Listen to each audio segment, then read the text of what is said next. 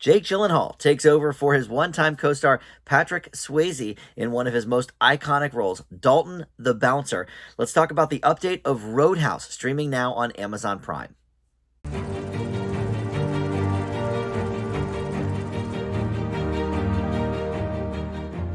Hey guys, Dan here. This is Dan Reviews It. Welcome to my spoiler-free review for the Roadhouse movie on Amazon Prime. This is obviously a remake of the late 80s cult classic starring the late Patrick Swayze. Him and Jake Gyllenhaal worked together on Donnie Darko. And I will say, I've actually never seen the original in full. I've seen parts of it. I've seen scenes here and there, and I know, obviously, some of the iconic lines. It's one of those movies that's always on cable, and I have not had cable for a long time, but my brother does, and he just leaves the TV on all day to whatever movie is on. And for a while, it was like, the Harry Potter marathons that would be on USA every weekend. But lately, it's been more of like the male action movies of the 80s and 90s, and Tombstone and Predator and Roadhouse is one that always seems to be making the rounds on cable. So I've certainly seen enough of it to get it, but I think it might be in the best interest of the review to not have seen that movie in full,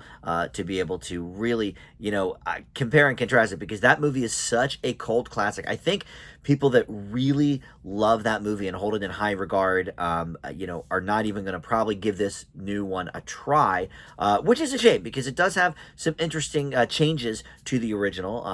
Some maybe not so good, but we'll get to all of this here momentarily. First, though, let me welcome you into Dan Reviews It. Thank you for finding this video. We do movie and TV reviews here, and just about every day something new goes up. So there's always a bunch of stuff going on here on the channel. Please consider subscribing and hit that notification bell too, so you get the alerts for when I drop new videos. Click that like button, comment below, and check out the playlist on the homepage. They will streamline for you, if you're more interested in the movie stuff or the TV stuff or whatever.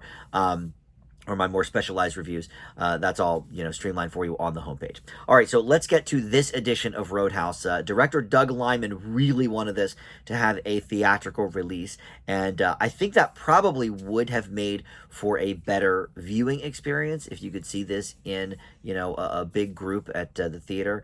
But as such, these days, it was not meant to be. And Doug Liman, look, he's done a lot of really interesting movies. My favorite of them is Edge of Tomorrow, which there's theoretically a sequel to that they've been talking about for years. I hope we get it at some point. But he collaborated with Cruise again in American Made, which was pretty good, kind of an underrated movie. But he did one of the Bourne movies, and he's also done some dramas as well. But I think his sort of bread and butter is more in the action sphere. And Jake Gyllenhaal wanted to do this role because Roadhouse is, a favorite of his, and it's favorite of many people. I think it did okay at the box office when it came out, but I think the video rental market and the subsequent airings on cable have really turned that original Roadhouse into like this, iconic 80s movie. And it's certainly cheesy. And I don't think, from what I've seen of it, it doesn't seem to be like knowingly cheesy, but it's hard to tell with 80s movies whether they really knew they were kind of going for the gusto there or not. I don't know, but this one doesn't quite get the tone right of what it wants to be. Is it a wink and a nod to that sort of leaning in of the campiness? At times I think it is, and at other times I think, okay, they're obviously going completely like serious with it, and so tonally it was a little bit off for me. But couple other changes. So they put the Roadhouse bar in Florida this time. In the original, it was like in the Midwest somewhere. That was a fine change to me. I mean, it gives us a new kind of backdrop and whatever. So I was fine with that change. I think the idea of having the bar actually named the Roadhouse is pretty lazy. I mean, they could have just named it the same thing from the original, what have you. But the Gyllenhaal character, Dalton, is in this one an ex-UFC fighter, and we kind of see in the beginning of the movie, him kind of at play in that universe, and that's where Jessica Williams' character Frankie, spots him and says, "Hey, I'm looking for a bouncer, for my club. Can you help me out?" And so they kind of strike up a friendship that way. And also one of the main characters in that first movie Dalton's buddy, is referenced by name, but is like nowhere in this movie. Sam Elliott, I believe, was the one who played him in the original movie. So they sort of replaced him with like this bookstore person and their daughter, for some kind of maybe like emotional notes. That didn't really work for me, I must say. But the thing that worked for me the least in this movie is Conor McGregor. So he plays Knox, the big bad. And my God, I mean, this is his first movie. He's known obviously as a fighter, and I certainly knew the name from that. I don't watch UFC or anything, but I know some of the big players.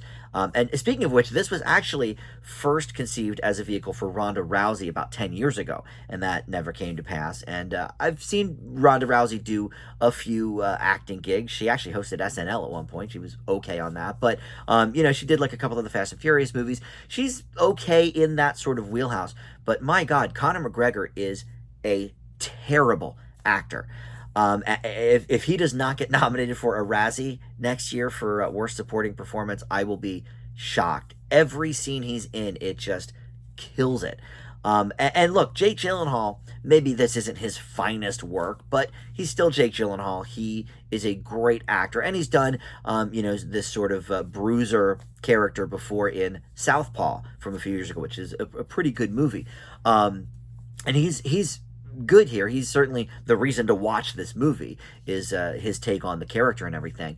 But he's just running circles around some of these other actors. Jessica Williams is fine. She's got more of a minor role, but we've seen her do things before. She used to be a correspondent on the Daily Show, and she pops up every so often. But Dania Melchior, not sure if I'm pronouncing that correctly. She plays the doctor character where there's that love interest, as we had in the original. She's okay, but again, Jake Gyllenhaal is Jake Gyllenhaal. I think the man should have an Oscar at this point for at least one of his performances. He always just kills it, and I think he's at that point in his career where he's sort of taking roles that he thinks will be fun, as opposed to maybe challenging or Oscar potential or whatever. And he's really giving it his all here. The fight sequences are good. I think that's why a lot of people are going to watch this movie. But there is a really weirdly overuse of CGI in the fight scenes. I mean, you expect to see that in a superhero movie or something, but in a movie like this, especially with somebody like Conor McGregor, who's an actual fighter, and Post Malone is in this in the beginning, who is not necessarily a fighter, but whatever, he's jacked anyway. I didn't really kind of get what they were doing there. And in that regard, it makes this version way more like polished than the original. The original really was kind of like a rough and tumble. This is a little bit more slick, and I think it's a little worse for that reason. And again, I've never seen the original in full, and it has a worse Rotten Tomatoes score. I think the original is at like a 42% with critics on Rotten Tomatoes. This is in the low 60s. So people, maybe on a technical level are liking this more, but this is certainly not going to replace the original if that holds a place for you in its heart. Is it worth a watch? I don't know. If you're into these kind of dumb action movies, maybe, but I don't even think there's enough dumb action in this to even satisfy that sensibility. So I leave Roadhouse 2024 with a C-. But if you are interested, you can certainly check that out now on Amazon Prime. All right, thank you so much for watching Dan Reviews It. We'll see you next time.